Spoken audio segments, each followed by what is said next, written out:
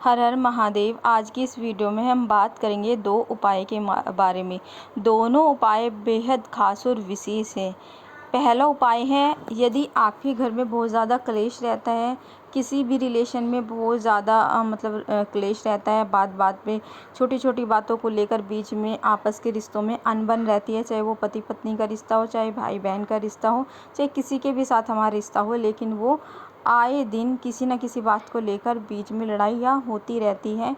तो यदि आप बुधवार के दिन ये खास और विशेष उपाय करते हैं तो इस बात से आपको छुटकारा मिलेगा। आपके घर में मिठास होगी, आपके रिश्तों में मिठास होगी और आपकी जो भी जितनी भी बेवजह लड़ाइयाँ होती हैं वो सारी ख़त्म हो जाएगी। तो चलिए जानते हैं ये उपाय आपको किस प्रकार करना है। ये उपाय करने के लिए आपको मक्खन लेना है और मक्खन आपको जिसमें नमक ना मिला हुआ हो ऐसा मक्खन लेना है, क्योंकि जो मार्केट से मक्खन आते हैं उनमें अक्सर नमक मिला रहता है। तो आपको इस बात का विशेष ध्यान रखना है कि आपको इस प्रकार का मक्खन लेना है जिसमें नमक ना मिक्स हो। इसके बाद आपको क्या करना है, आपको पीला चंदन लेना है। ठीक है, 1 चम्मच आपको पीला चंदन लेना है। यदि आपको पीला चंदन नहीं मिलता फिर आप अष्टगंध ले सकते हैं। इसके बाद आपको एक तांबे के लोटे में शुद्ध जल लेना है और ये शुद्ध जल लेकर आपको महादेव के शिवलिंग के पास पहुंच जाना है। तो सबसे पहले आपको क्या करना है, महादेव के शिवलिंग पर आपको 1 लोटा अर्पित कर देना है। 1 लोटा जल जो आप लेकर आए हो वो महादेव के शिवलिंग पर अर्पित कर देना है। इसके बाद जो आपके पास मक्खन है उस मक्खन से आपको शिवलिंग पर लेपन करना है अच्छे से। ठीक है, लेपन करने के बाद आपको क्या करना है, जो आपके पास पीला चंदन है उस पीले चंदन से 7 बिंदी लगानी है माता पार्वती के हस्त कमल पर। ठीक है, और इसके बाद आपको क्या है, थोड़ी देर बैठकर आपको जाप करना है महादेव का नाम का, और आपके घर में जो भी क्लेश है, जो भी समस्या रहती है उसको लेकर महादेव से प्रार्थना करनी है। इस तरह से छोटा सा सरल सा उपाय आपको करना है। यदि आप ये उपाय करते हैं तो आपके घर में जो भी जिस भी तरह की परेशानी है, घर में बहुत ज़्यादा क्लेश रहता है, घर के जो आपसी संबंध है वो अच्छे नहीं है, तो ये उपाय करने से आपसी संबंध मधुर होने लगेंगे और आपसी जो भी मनमुटाव है वो सारा ख़त्म हो जाएगा। बहुत ही सरल और अचूक उपाय हैं, ये आपको ज़रूर करना चाहिए।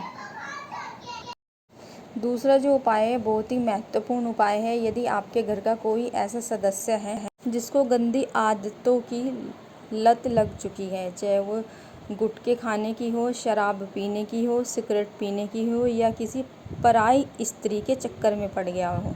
ठीक है, यदि आप भी चाहते हैं कि उसकी ये सारी गंदी आदतें छूट जाए तो आपको ये खास विशेष उपाय करना, और ये खास और विशेष उपाय आप किसी भी शुभ तिथि यानी मासिक शिवरात्रि, ठीक है, या प्रदोष के दिन भी कर सकते हैं।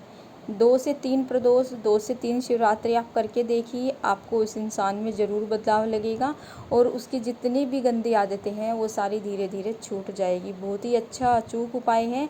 यदि आपके घर में भी कोई ऐसा फैमिली मेम्बर है तो उसके लिए आपको ये उपाय ज़रूर करना चाहिए। चलिए जानते हैं उपाय किस प्रकार करना है। ये उपाय करने के लिए आपको एक साफ़ सुथरा, जो बिल्कुल भी किसी भी प्रकार कहीं से खंडित ना हो, ऐसा बेलपत्र लेना है। उसके बाद आपको एक समी पत्र लेना है। ठीक है, एक सुंदर सा प्यारा सा आपको एक समी पत्र लेना है। इसके बाद आपको क्या लेना है, एक तांबे के लोटे में आपको शुद्ध जल लेना है।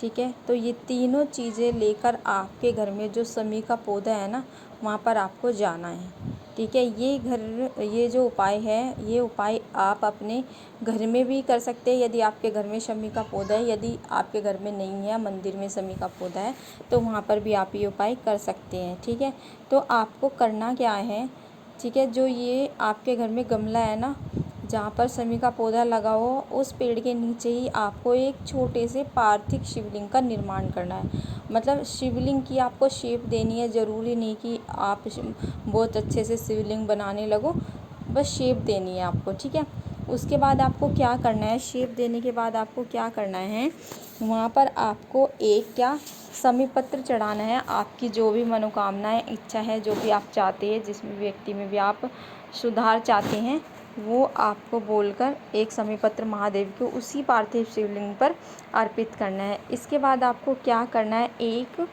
जो आपके पास बेलपत्र है, ठीक है, वो भी आपको अपनी इच्छा बोलते हुए महादेव के शिवलिंग पर, पार्थिव शिवलिंग पर एक बेलपत्र अर्पित कर देनी है। इसके बाद आपको क्या करना है, वहाँ पर बैठकर थोड़ी देर जप करना है और मन ही मन उस व्यक्ति के लिए प्रार्थना करनी है जिसको भी गंदी आदतें हैं। ठीक है। इसके बाद आपको क्या करना है, वहाँ से वो बेलपत्र उठा लेना है और वो पूरा जल उस पार्थिव शिवलिंग में, उसी गमले में आपको विसर्जन कर देना है। ठीक है। इसके बाद आपको क्या करना है, जो आपने ये एक बेलपत्र यहाँ से उठाया है, जो व्यक्ति को बुरी आदत है, ठीक है, ये जो 3 पत्ती है, इसमें से 3 दिन तक आपको सबसे पहले जो बीच वाली पत्ती है उसको खिलाना है।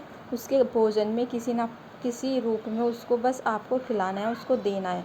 इसके बाद दूसरे नंबर की, उसके बाद तीसरे नंबर की पत्ते, इस तरह 3 दिन तक आपको वो 3 दिन उसको खाने में किसी भी तरह, जिस भी तरह आप उसको खिला सकते हो, उस तरह से आपको उसका सेवन कराना है। आप खुद चेंज देखेंगे कि धीरे धीरे उसने अपनी गंदी आदतें, बुरी आदतें धीरे धीरे खुद ही छोड़ दी है। तो ये था बहुत ही सुंदर सा, प्यारा सा उपाय, जिसको करने से उस व्यक्ति के जीवन में बहुत बड़ा बदलाव आएगा।